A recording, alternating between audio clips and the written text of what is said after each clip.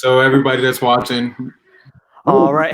Go ahead. Hello and welcome to the Identity Podcast here. I am one of your co-hosts, Caleb, along with my fellow lovely co-host, Tarik. How's it going? doing well, man. We're doing here. We're here. We're in the motion. We're always great. Are you vibing? I'm vibing, man. It's a good day, man. 2021. We're rolling, moving past all this BS, man. For sure. I feel that. Fantastic. I feel Fantastic. that. It's been a good day, just kind of taking it easy and just getting ready for tonight's show. But I'm excited. Once again, you're listening to the Identity Podcast, brought to you by Find Your ID NYC.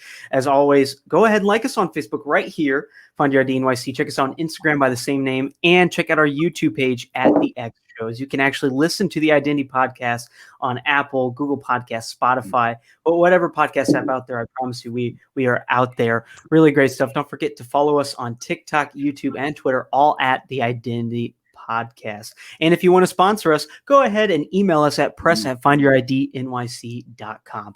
But enough of me talking. Let's go ahead and get into this exciting show. An artist perspective, as I kind of coined it myself, featuring Carlos Thompson. It's great to have you. Thanks so much for coming on. And I'm excited to talk about martial arts and hip hop and just everything. Oh man, fantastic! My favorite stuff to talk about. How you doing today, Carlos? Good. Hip hop, martial arts, and everything. Yeah, man. So he's hailing from Detroit, of course. We finally got some Midwest in the building, so Caleb is very excited, of course. I feel at home. It's great to not be so lonely. Likewise. Yes, man. So yeah, we just going to alone but not alone. It's a great thing. Exactly. So yeah, we can start wherever. Where did it begin for you, Carlos? Where did this whole walk for you begin? I mean, music has been in our family for a long time, and Uncle Carlos can tell us about that for we can go into detail about my grandfather and all that stuff. But just specifically the journey that my uncle has been on has been very interesting. So I'm so happy to have him on today. Yeah, he said earlier that everything kind of moves in together. So it's going to be music, it's going to be a little martial arts, and it's going to be a lot of African spirituality. So we're going to see how that all goes. ASHE. You want to talk a little bit about ASHE and like what that means? Well, words, the power of the word. Well, ASHE is the way I was introduced to ASHE, the word and the term is through actually I was training in martial arts, and I had been training in traditional Japanese martial arts, Budo, as well as some of the family traditions of boxing and wrestling and gymnastics and all that sort of thing, because my uncles were quite involved in that sort of thing. Right.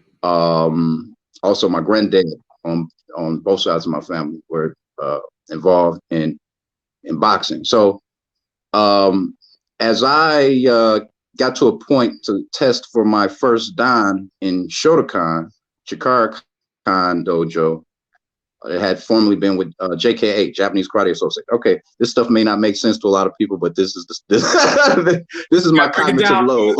So bear with me. So during the time, I was also at the same time that I was being introduced to warrior traditions and martial arts, I was also simultaneously being introduced to music. My uncle he sang in groups, 5-part harmony and vocal lessons and band camp and that sort of thing. So I had that exposure while with my mother.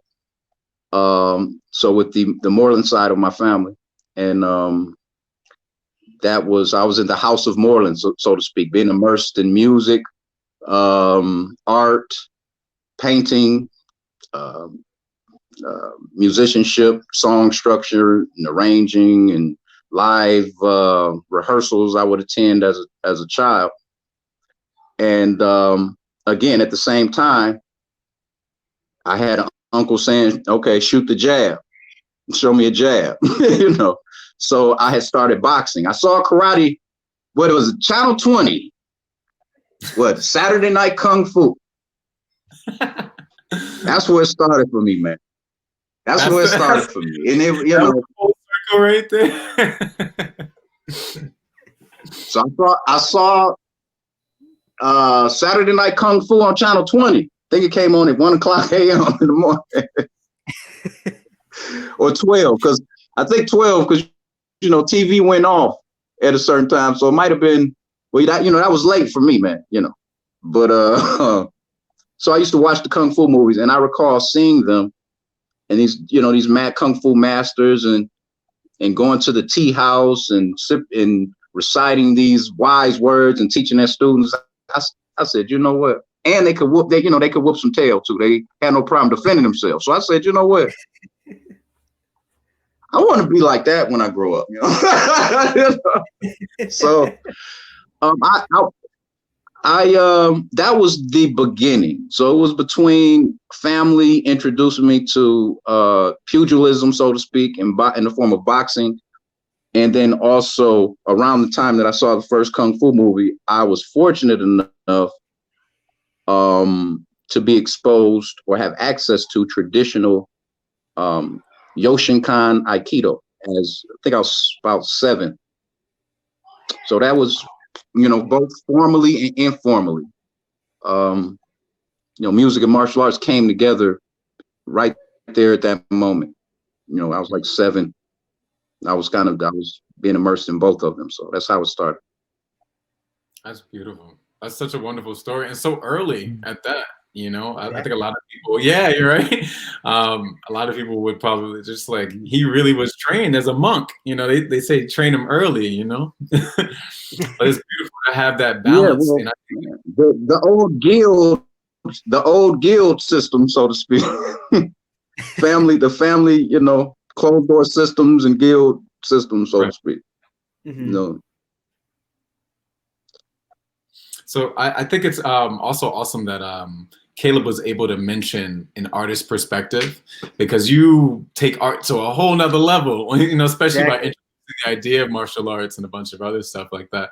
So so along your journey, at what point did you kind of feel like you could start sipping tea and teaching, or how has it helped you through your journey? You know, once you got to realize what you were as an artist.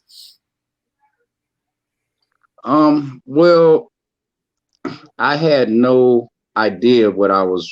Once I began my journey, in the beginning, the informal aspect of being taught by family, kind of in the family system, so to speak, and then going to my first Aikido class, I just walked in. I had no idea what I was doing, so it was there was never a conscious thought of what path I was taking, other than one day, you know, like I say, I saw the Kung Fu movie. I said, I want to be like that.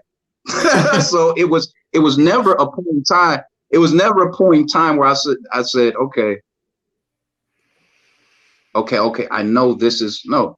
When I saw that, I had in my mind a vision, so to speak, and it was more of a pictorial type of thing. Interesting enough, of almost like a projected thought or idea of envisioning, you know, myself doing it. And with that, it was, yeah, I mean, with that, I was always immersed. There was no thought, because of the elders who were around me were just immersing me in it. You know, no matter what else I was doing, that has always been a constant in my life, both martial arts and music. Wow. You know, and not just martial arts, but art, because, yeah. Well, I must say this. My granddad told me that all things are connected. He told me that at a very young age, whether it was martial arts, painting, music. He told me that they were all essentially one branch, you know, of the same tree. So I always approached it like that. Yeah. Yeah, I completely hear that. You know, I think to a lot of our audience that may not, you know, that are probably in live right now or may listen to this a little later, you are providing a lot of like, you know, help with kind of finding that guidance. Some people, you know, run away from their calling, some people run away from what they were immersed in when they first started, and some people have no idea where to begin. So I think a lot of your journey has a lot, you know, a lot of different parts of that aspect to it. The biggest thing is probably just to figure out how to, you know, be a mastery of something, you know, the black belt of sorts, you know.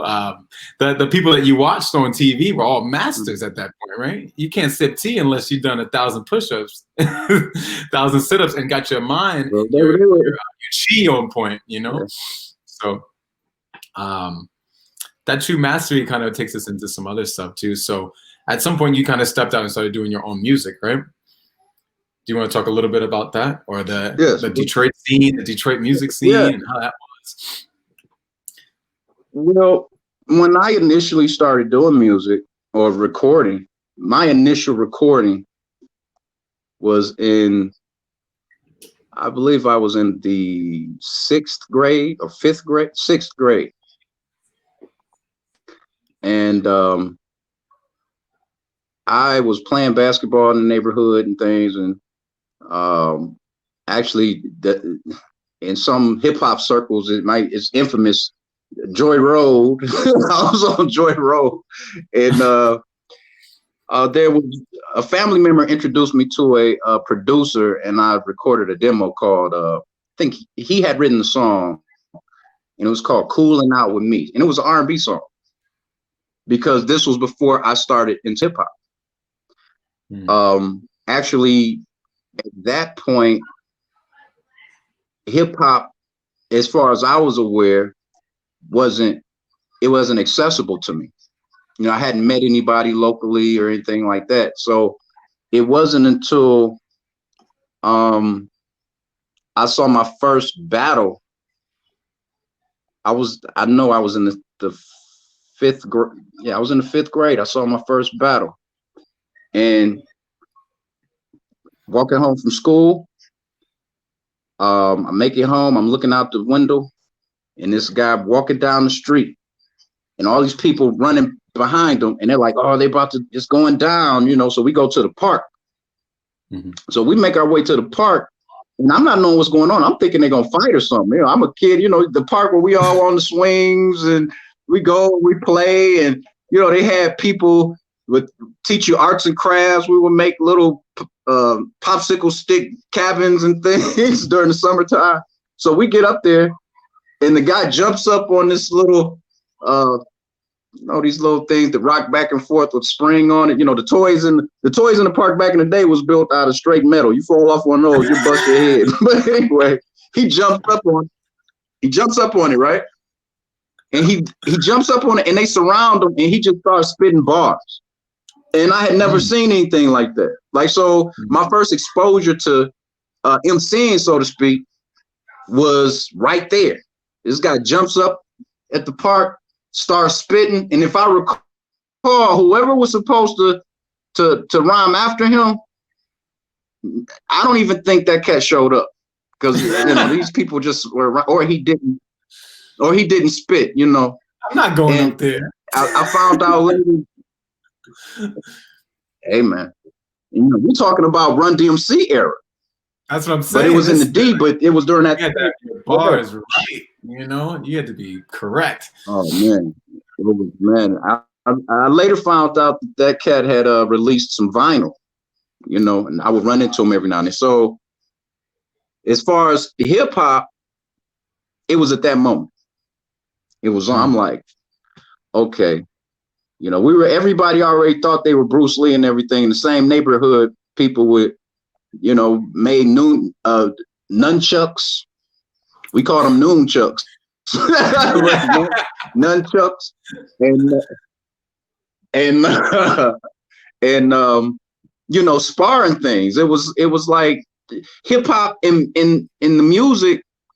It was like the same sort of thing you hear about in New York was kind of happening on my block, you know. So but it wasn't dancing. It was martial art. It was more martial art. The b-boying. It was one cat who I saw b-boying with some cardboard lived next door to me. I was living in Herman Gardens in Detroit, where Judge Mathis is from, and I saw him with the carpet. I mean, with the cardboard next door, and I come outside, and this cat, he walking toward, like, he had like the Kango and the, you know, the chains and things, and he would like spin outside next door to me.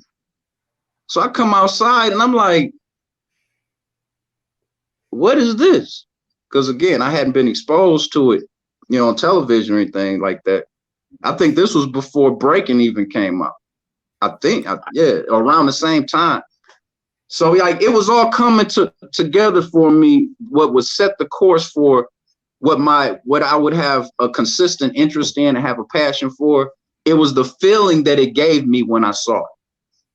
And I that feeling, you know, you know, I wanted to keep that energy. I wanted to keep that energy, you know. Yeah. That means but a all lot, the other man. stuff that was going on. Yeah, with all the stuff that was going on around me, that made everything make sense. That's where I could put it. Right. Yeah, Detroit was going through a huge transition at this point. I don't know if anyone knows the backstory of that point, but you know, what he's describing is some of the best parts of his childhood, and it makes you to who you are. And I think, you know, again, like, you know, a lot of, I know you probably don't see it as this, but what you're saying is a lot of inspiration. You know, you got to grab onto those things that inspire you and show you that spark, because, you know, the world could be in turmoil, you know, and I think this would be a good transition to kind of what's been going on now. 2020, 2021, all this, you know, craziness. So, you know, to give you a little break, Caleb, did you want to play the song? You want to give a little introduction to Hunger, by the way? Man, Hunger. Well, Hunger was actually Hunger. I played Hunger for my sister, for your mother, when I had come to New York, I believe. I had Hunger done, and the song is, the theme of the song is social isolation and longing to do and be, but yet feeling trapped in the inner narrative that one may have. I drew from a lot. I drew from my own experiences, but I also drew from things that I saw people going through around me, and conversations that I would have with people, and just the tone of the time. I actually, let's see, I can't recall what year I wrote that song, because again, this is a re-release. But yeah, so that's the theme of the song, is longing, being socially isolated, longing, all the stuff we're going through now with COVID. Right. So exactly. So you got it? You got it queued up, Kate? Yes, I think so. Let me just make sure you guys can hear it. No, nobody was harmed. Nobody was harmed in the recording of this song. Oh my God. Should we hide the kids? That's what we should do. Hide your kids. Hide your wife. No, you know, I think it may be one profane word at the very end of the song, but other than that, it's more or less it's just a narrative, you know. You feel me? Can't wait. But yeah, so will I be able to hear it? Yeah, we're all gonna hear it. Caleb's just getting it queued up. But let me ask you a quick question while he's doing that. So, when did you first start recording this album? You said, because I remember when you came, because, you know, obviously he passed on that training with me as well. That same, you know, he kind of had all of these elders all in his own being at that point. A 20-year-old martial artist coming to, you know, train me, and I was I was in awe about how much music there was, as well as how much he could get my core on point, guy. But it was much more of a mental thing and a spiritual thing that he provided. So, you know, this is definitely a great teacher to me that I'm able to share with you guys for sure. But yeah, you recorded some of it in Detroit, and then you kind of did some in New York, and then you came back, or is that what happened? Or well, yes. Well, when I was in New York, there's a spoken word piece on the resume called Blacktop Rivers. So I had Hunger done, and when I returned to Detroit, I recorded Blacktop Rivers. Okay. And I think it was at that point that I kind of switched gears, because I mean, I was inspired. Visiting New York, I had become inspired to record an entire album. At that point, I had linked up with DJ Cage. We had just happened to run into one another at one of the movie theaters that people frequented in, I believe it was in Southfield, Michigan. And we hadn't seen one another in years. And this was a DJ who we recorded when we met in high school. So okay. I had been recording with P19 was a group here in Detroit, or is a group here in Detroit. Jerry Flynn, excellent engineer. He had some credits with like gospel and things like that. Helped to kind of, he helped with the drums. His drums were kicking. That's another story. But a heck of an engineer also. But anyway, right. So when I come back to Detroit, nephew, that's when I wanted to start doing the album, because when I was there, I had so much love. I got so much love from the block in the Bronx. They were like, hey, man, I remember it was like I say, I don't know who was who, so I won't say a bunch of people's names on here, because there was a lot of cats, you know what I'm saying? And they would hear they would hear the music from, they would hear the music outside while we were upstairs, nephew. And, you know, with the old school karaoke machine, you know, and I had the instrumentals on cassette tape, so I would put them in and just work. Yeah. And it was then that I knew, talking to sis, and she would, you know, was talking about gospel music and things, and I could see the artist in you, and I was like, you know what? Okay, you know, I was asked if I had anything to play on the radio by a couple people and things like that. I'm like, okay, I have to go return to Detroit and find what my sound is and the music that I'd like to present, because up until that point, I had been working at Def Sound Studio and with a couple other swing, guy named Lamar. But I was just going to lab for fun. You know, I hadn't considered doing my own project yet. And it was there that I decided when I was in the Bronx, I said, okay, when I get back to Detroit, it's on. Just happened to link back up with DJ Cage at the movies, and it was on and popping. Wow. So guys, this is Hunger. This is right before he had kind of went back to Detroit. So let's get a good listen to this. 1 second.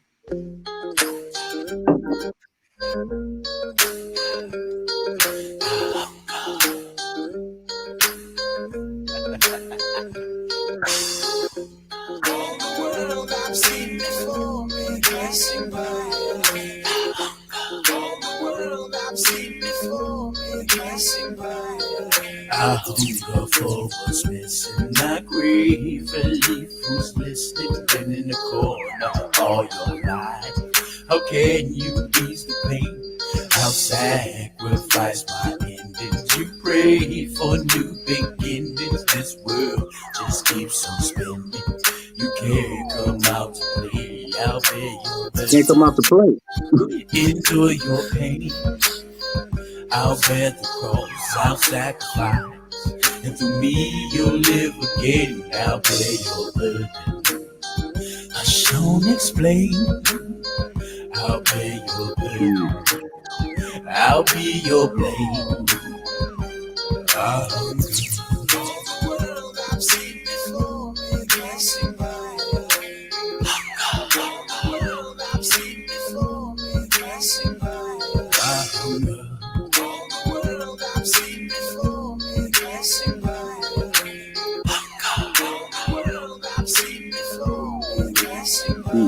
see you crying, though everyone loves it. Collective harmonizing, screams agony.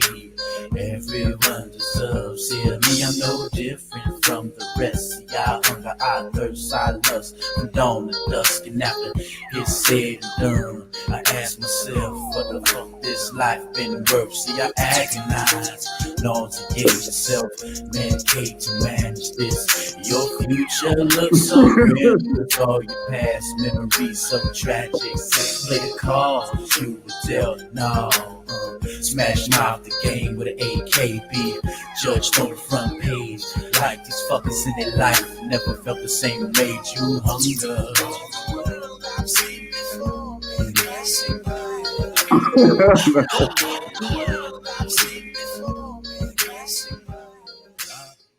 So yeah, man, that was I mean, I'm sure I go take a listen to that. The resume got re-released, and it's funny to think about that this came out way long ago, and now he's re-releasing, remastered, and how relevant it all is, So and this was like beginning single, Los Foley, right? You was just like, I could start an album, maybe not. Yeah, I would. This, as far as the beginning, it was my freshman project. Exactly. So exactly, I was like, musically, I had never. I started the music that I had been immersed in. I was writing songs in elementary school, entire songs as far as lyrics. So again, hip hop wasn't big. It was like Atlantic Star and all of the old school jams, New Edition, like all the old school stuff. That was my old school as far as what I was listening to, like just being 100.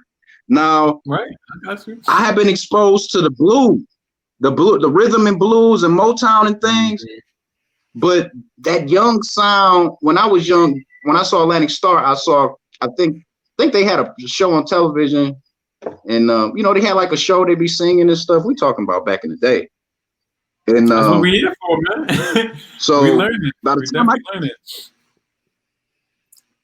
Yeah, by the time I was finding kind of making my bones in hip hop, I had been writing just music. Every kind of song, any poetry, music. And I had been working in the lab with Flynn, kind of like as an apprentice, Jerry Flynn of Def Sound. And when I worked in the lab, I was doing like an apprenticeship, engineering apprenticeship, essentially. Okay. And he was, the conversation was all about production and song structures and topics and just what music, and music that would stand. He used to say he made records. He never said, he said, look, here we make records. Okay. All of this, he had his own, commentary to that effect. But so when I started, that's the environment recording that I had come out of. So it was a matter of saying, okay, I want to make a project that's going to be fair in all of the things I've been exposed to, and that's why it was called The Resume. Quite a resume. Every kind of genre and all that. Sponsored by Pop-Tarts. You see that right there. Yeah, I love that. I think that's such a healthy way to kind of look at it. A lot of people don't look at their freshman project as this resume of sorts. And it's funny because I had already I played this one song, but there's other songs on the track, and I'm sure there's other ones that you can reference. But this song is not even what the whole album sounds like. You know what I mean? Like it all has different sonics to it, and I think you were talking to Caleb in the background, talking about Motown and just being in Detroit and like kind of the fall of what was going on there as well, as far as Motown records and all these musicians that really weren't getting paid. There's a lot of stuff. The fall, wait, Wait, the fall? What you talking about? The fall, man? Motown never failed. Wait, man. Tread lightly, nephew. I'm sorry. The rise and fall of Motown records, both sides. No. Motown has lived on, but through Motown Philly, Motown, okay. It's still Motown, and it's the Mo stood for Motor City, so it's you can never take that from the D. So I'm just saying. IJS, nephew, IJS. Nah, I'm repping the D, man. D-Town. Yes, that's so true, man. But I'm so lost now. But what I was gonna say was I was gonna transition real quick to say and then we can come back to some of the music. But how was the tutelage that you were going through in this engineering camp compared to your Babas and some of the Orisha, the African spiritualism that you were talking to at this? And do you have any YouTube clips of you slamming people down or something? Well, I try not to post a lot. I try to post everything I post is instructional, informational, and that sort of thing. So that's fair. So I have ASHE. I'm sorry. Let me say that I have ASHE. One of my students actually posted a lot of, well, essentially, I think it was 3 months of private classes that he talked me into teaching. I wasn't teaching at the time, so I wasn't teaching publicly, I should say. Yeah, tell that story, man. And that's online. That's a beautiful one too. Whoa, boy! It's a lot of stories in that in that statement. Well, so what part of it? I'll position the question like this, in the sense of a lot of people are at home right now, and they're watching us, and they're trying to figure out what they're gonna do with their life. And I know me and you have had a conversation about just the wealth of knowledge that you have. Some people are afraid to start teaching. I've even kind of talked to Caleb about some of the stuff that he's doing and how much we're able. I wouldn't be on this platform if I didn't feel like what I was providing was something good. I wouldn't be, flim-flamming anybody into watching this. I wouldn't have invited somebody as strong as you, or do the show with Caleb. So I know for a fact that, education more than ever, especially you being a Sagittarius, which is the leader of Jupiter and philosophy and everything, it's paramount nowadays. It's a paramount nowadays to really pass that knowledge on, That's what I'm saying. So I know it was hard, how they say, go ahead. If I may speak to that, nephew. Sure, ahead. Go ahead. The music and martial arts in the old way of passing that knowledge and perpetuating those arts. Have to remember, these arts are sciences in themselves. You have the arts and sciences aspect of it. So oftentimes in the learning process, you may be learning the science of it through someone's artistic expression. Okay. Because the artistic expression of it in the form of an individual's expressing it through written word, whether it be through music, whether it be through poetry. The old oral tradition is something that we have always gleaned knowledge from, and that would take us into the future. From the elders, we stand on the shoulder of giants in everything that we do. So from the elders of whatever the craft may be, whether it be music, whether it be boxing, whether it be dance, whether it be carpentry, whether it be no matter what discipline it is, has always been something that has been the birthright of the youth to get from the elders in the form of not only the science, but all of the oral tradition which shapes the context for which what you're learning. Once a person self-actualizes in that, in gaining insight by drawing the connections of those stories and being exposed to whatever the craft is, when you self-actualize, you begin to naturally, the fruit forms and fruit falls off of you. Now, whether or not you feel the need to take that fruit to the market is a personal decision, you know. Interesting. Yeah, man. That's so many, you know. What do you think, Caleb? Caleb's got some screws. I saw some things turning over there, man. I saw that. I don't know. Yeah, that was wow. A mouthful, right? It's just like, well, this is how me and my nephew, Caleb, this is how me and my nephew talk, you know. This is how my nephew and I, so to speak, talk. Yeah, well, I love that.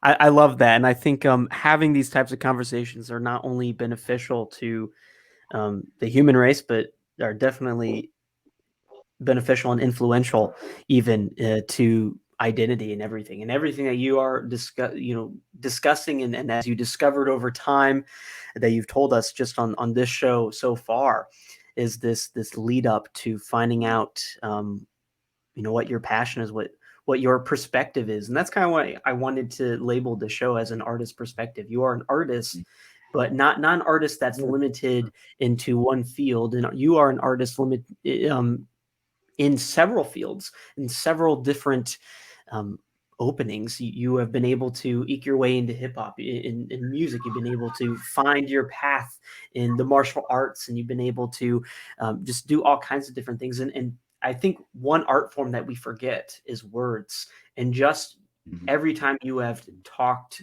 so far on this show, I have heard an art for words that you possess. And I hear that because I kind of have that same knack where you have the ability to say words, even though in your head, like, does this make any sense? But people are like, that's amazing. So I appreciate that, to know that someone else has that kind of same knack to be able to describe something so eloquently. Like I was baffled by everything that you mentioned there. That's eloquent. All right. Okay. That's what's okay. Yeah.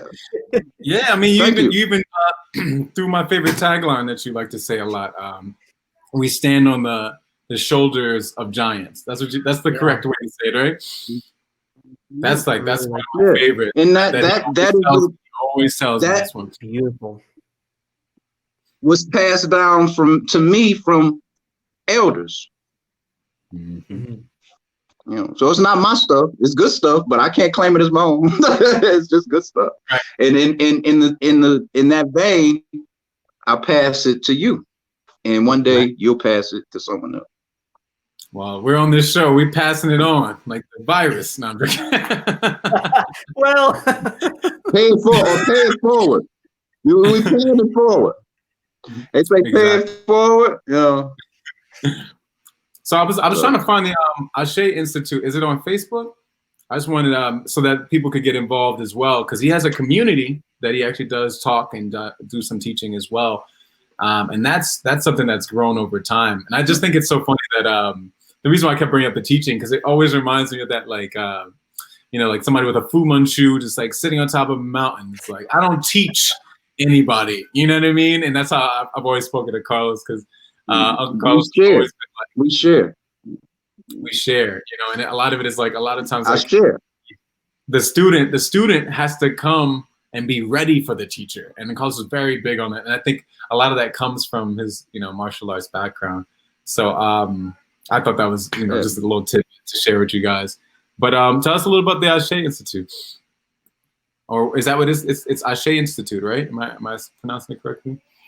Yeah, ASHE. The ASHE Institute is the institute which was developed to teach FAM, which is called FAM. It's forearm method. It's a subsystem that I had developed to bridge martial artists who had a background in, because there are many martial artists who had never heard of African martial arts, never had access to it, and definitely not the form that I had been exposed to. So ASHE Institute was essentially a way that I could bridge students that would come to me, people, friends, and people who had been recommended to who I had been recommended to, who wanted to come train. I said, well, I can't just start teaching you. It don't work like African martial arts don't work like that. So we can train in mechanics and things, and that was the fam aspect of it. So in the physical punching and kicking and things of martial art, the fam was like the doorway by which students could train and be exposed to that which I was being taught from my elders in the martial arts field, in the African martial arts in particular. So, and that's many, so ASHE Institute is that, and then ASHE Fam Saki is the community that I am fortunate to be a part of. Yes, that's awesome. Yeah, I know we didn't dive too deeply into African spirituality as well. I know we don't have to go too deep because it's we don't have too much time left here. We've been sitting here and chatting. I'm sure everybody's like, this man here needs to come back on because you got a lot of knowledge. You got a lot of stuff to talk about. I'm just curious. When the old people were listening and talking, I was listening. No, when the elders were talking, I was listening. That's all that is. I'm glad you got the tablets, man, because somebody got to come off that mountain with some knowledge. So I it helps if you've been in the valley. That's true. That's true. That's so I forget, nephew. We on the show, yeah. That's good. No, it's supposed to be very relaxed, man. A lot of people my favorite comment. I don't think it actually came up in the Facebook comments. We have an avid subscriber, Dreamcast McFly. Shout out to him. He said in the IG live, he's like, he said, I like this dude, but what is he, a part of some secret fight club that he can't talk about? And it just had me laughing. So that's why I asked let me interject. Let me interject, nephew. Let me interject. In the martial arts, first of all, the martial arts as we know them on television and Hollywood and kung fu movies and those sort of things, many of them tell stories. The old movies tell stories of actual warrior societies and family styles that were only taught to, maybe the dad taught it to the daughter, if he did not have a male heir. So you have systems that were perpetuated by women in the family. You have systems that were perpetuated by one family and only that whole family. There was a time, for instance, some of the systems that you hear about now, they just would not have been available to the public because they weren't considered an art form. They weren't considered an art form until in various places in the world, but they weren't considered an art form until many places started to went to occupy places, outlaw the use of implements for them to defend themselves and all that, and didn't want folks plotting on like the Boxer Rebellion of the Chinese Kung Fu. Watch Bruce Lee, the Boxer Rebellion. So many of those traditions still exist.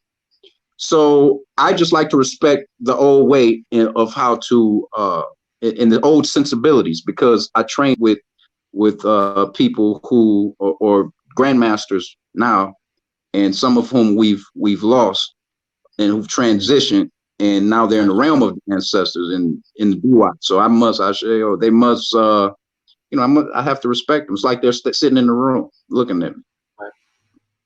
Well, what a time to end. So we just made our 45 mark. I hope you can come back on, Carlos, if you're definitely interested. We'd love to have you back on. I'm sure Caleb has some fun stuff to say, but this has been awesome. You know, we'll dive more into spirituality a little later. Let me say that. Oh, go ahead. Yeah. It's been an honor.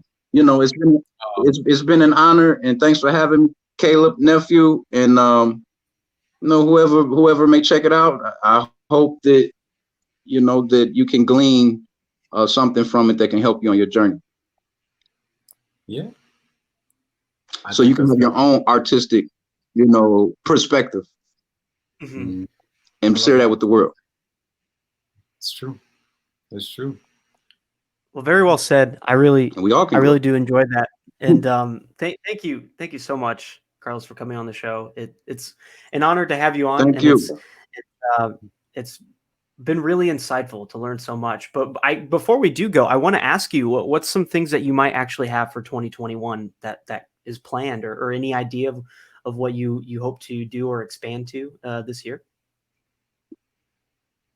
Continue to be. You know, I didn't record that album thinking about what I was going to do that year. I had a vision. If you can see the vision, like really, if you can just see the vision, and if you feel it, see the vision, feel it, and that's how I go. You know, so I'm just trying to feel the beat, and then you know I'll spit the flow. You feel me? I hear you. But yeah, definitely check out this new album. Check out the resume. You know, he does a little bit of tutoring. You definitely got to reach out to him through a couple different ways. But yeah, you know, I definitely, it kind of reminds me when we had the Buddhist teacher on. It's just, we're here, we abide, you know what I mean? And so as much as it is to be cool and capitalist and like, hey, we got some stuff coming up. I'm sure he has 1,000 things to share, but definitely check out his pages, check out his album. It's now on YouTube and Spotify. Thanks to the ancestors. You know, I'd like to thank my ancestors and thank my elders and all those who have, sojourned with me, because we all sojourners, so to speak, in this journey. All those, you know, the guy that I walked past by the street who might have shared that word with me.